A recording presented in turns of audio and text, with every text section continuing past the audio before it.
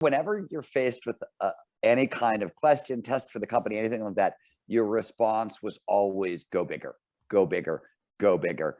And I've seen that Peter Diamandis sort of was, is the incarnation of that. I think I learned it so much from being around him a little bit.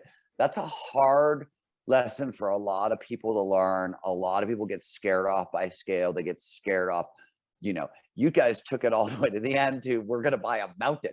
And what level up was the scariest for each of you? You know what I mean? Like, which step forward was it, and why? And how did that become such an instinct for you? Because I know it's an automatic habit at this point, but it wasn't always. So I'm curious about that process of where that much ferocity sort of became a habit and how it developed into a habit for you guys.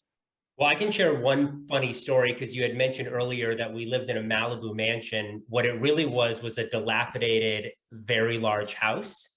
And, when it comes to leveling up and thinking bigger, we came to a crossroads in our career, in our journey, where we had about 20 people working at our company, and we realized we needed to locate the company in Los Angeles. This is around 2010. But we could not afford to all get houses in Los Angeles. We couldn't afford office space. And we certainly, we really needed to, keep building the community. And we realized, we certainly couldn't afford to do dinners at fancy restaurants. And so we decided to rent this 35,000 square foot house in Malibu that was, it had orange carpet. It was so similar to the broken down castle in Beauty and the Beast that it had a rose garden out front.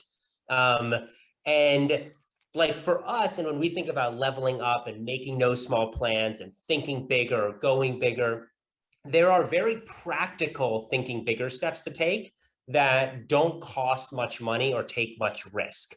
You should not, if you've played hearts, every few years, you can kind of shoot the moon, right? You should not shoot the moon every single hand, right? Because if you don't in hearts, if you fail to shoot the moon, you lose everything, basically. And so for us, a lot of our leveling up was these decisions where we need to go to Los Angeles. So how do we make this big power move of moving our company to this big city, moving our team there, building a community there, but not, raise tons of capital, get some fancy office. And so what we did was we found this dilapidated mansion. And then we learned this trick that you can take any crappy space, and if you turn off all the lights at night and just put lamps and candles, it looks amazing.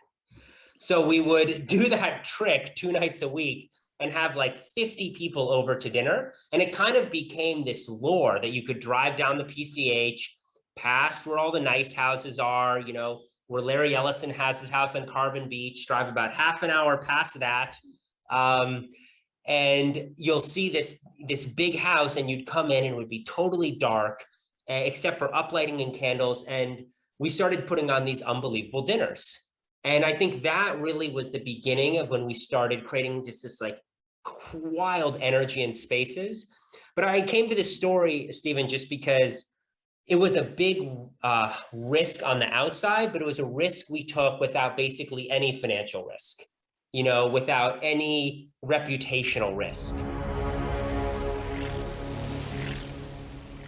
If what you've heard on Flow Research Collective Radio has been helpful, please consider doing us a solid and leaving us a review on Apple Podcasts, Spotify, or wherever you are listening to this. Reviews help us connect to a wider audience so we can get these peak performance principles out to more people.